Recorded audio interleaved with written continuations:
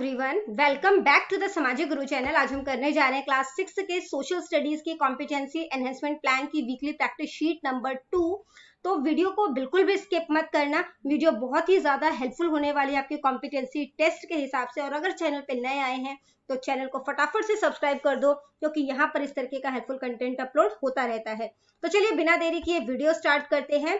सबसे पहला क्वेश्चन जो हमें पूछा गया है वो है, Devinder lives at such a place where days and nights are equal. तो वो उस जगह पर रहता है जहां पर दिन और रात जो है वो बराबर होते हैं लगभग पूरे साल। वेयर डज ही लिव, तो वो कहां पर रहता है? इक्वेटर।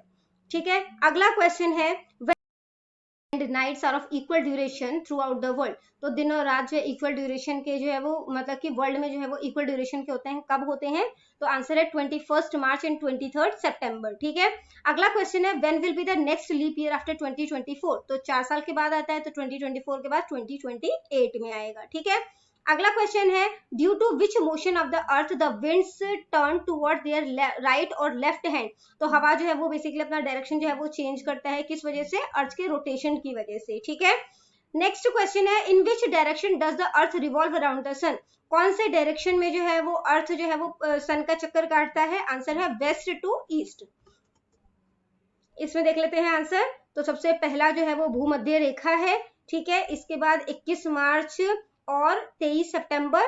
2024 के बाद 2028 होगा लीप ईयर।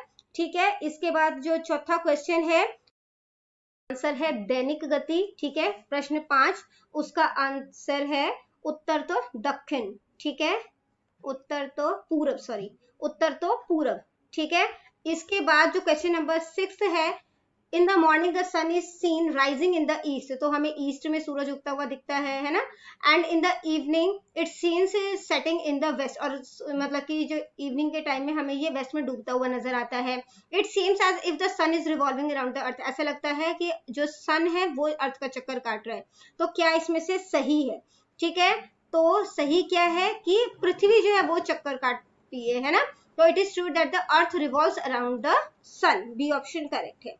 इसके बाद अगला क्वेश्चन है, the earth rotates on its axis from west to east in 24 hours. ठीक है, वेस्ट टू ईस्ट में घूमता है। ठीक है, 24 आवर्स में। What affect does this have on the earth. तो इसका क्या असर पड़ता है? दिन और रात की क्रिया होती है ना।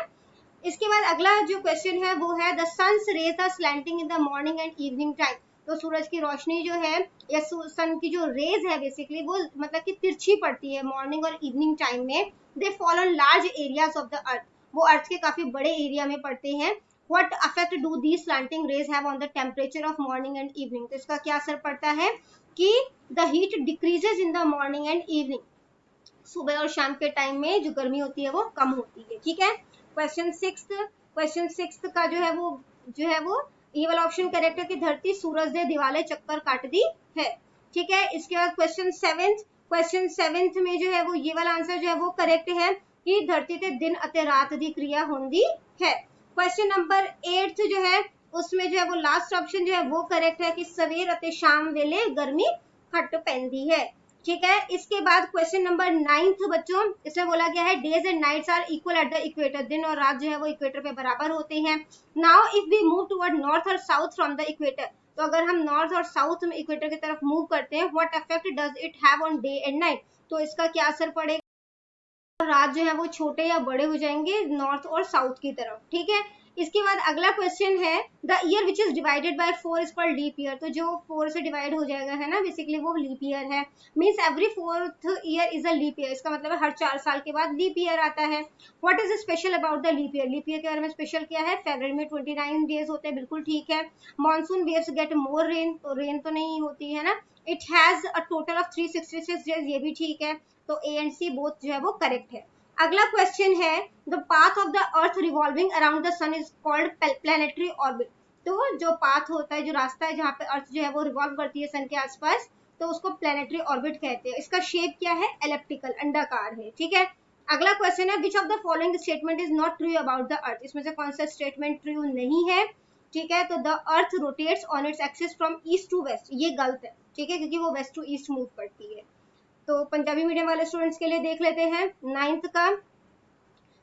ठीक है, ये वाला ऑप्शन जो है वो करेक्ट है। इसके बाद जो 10th है उसमें जो है वो दोनों ही सही है। ठीक है, जो पहले और तीसरा ऑप्शन है वो दोनों ही सही है। इसके बाद जो क्वेश्चन नंबर 11 है उसमें अंडाकार जो है वो ऑप्शन करेक्ट है। क्वेश्चन नंबर 12 जो है उसमें जो है वो पूर्व से पश्चिम वाल जो घूम रही है, ये चीज जो है वो गलत है। इसके बाद क्वेश्चन नंबर 13 जो है उसमें हमें पूछा गया these two days have the days and night of equal duration, इन दोनों में दिन और रात इक्वल मतलब बराबर जो है वो मतलब टाइम के होते हैं। Because on these days no pole is inclined toward the sun, क्योंकि इस टाइम पे कोई पोल जो है वो सन की तरफ झुका हुआ नहीं होता। इसको इक्विनॉक्सेस कहा जाता है। कौन से हैं ये दो दिन? मार्च 21 एंड सितंबर 23। ठीक है। What is true about phenomenon of seasonal change, seasonal change के फिनोमिनन के बारे में क्या करेक्ट है इसमें से? तो सीजनल चेंज जो है वो रिवॉल्यूशन की वजह से होता है, बिल्कुल सही है। ठीक है। The inclination of earth axis at an angle of 66.5 degree और टू इट्स ऑर्बिटल प्लेन, तो वो इतने डिग्री जो है वो झुका हुआ है। ठीक है। There are only 2 season in India throughout the year, तो गलत है। ठीक है। तो both A and B are correct. अगला क्वेश्चन है the weather changes in the southern and northern hemisphere, तो वेदर जो है वो सदर्न और नॉर्दर्न हेमिस्फीयर में बदलता है। The season changes in the southern and northern hemisphere but there is one season on the equator, लेकिन इक्वेटर पे जो है वो एक ही मौसम रहता है। What is the name given to the season on the equator, तो उसको क्या नाम दिया जाता है इक्वेटर के सीजन को? Long summer season. ठीक है। पंजाबी मीडियम में देख लेते हैं। सबसे पहले का है 21 मार्च अते 23 सितंबर। ठीक है, सितंबर। इसके बाद जो क्वेश्चन नंबर 14 है उसमें जो है वो लास्ट ऑप्शन करेक्ट है। ठीक है, ऊड़ा अते एड़ा दोनों ही ठीक हन।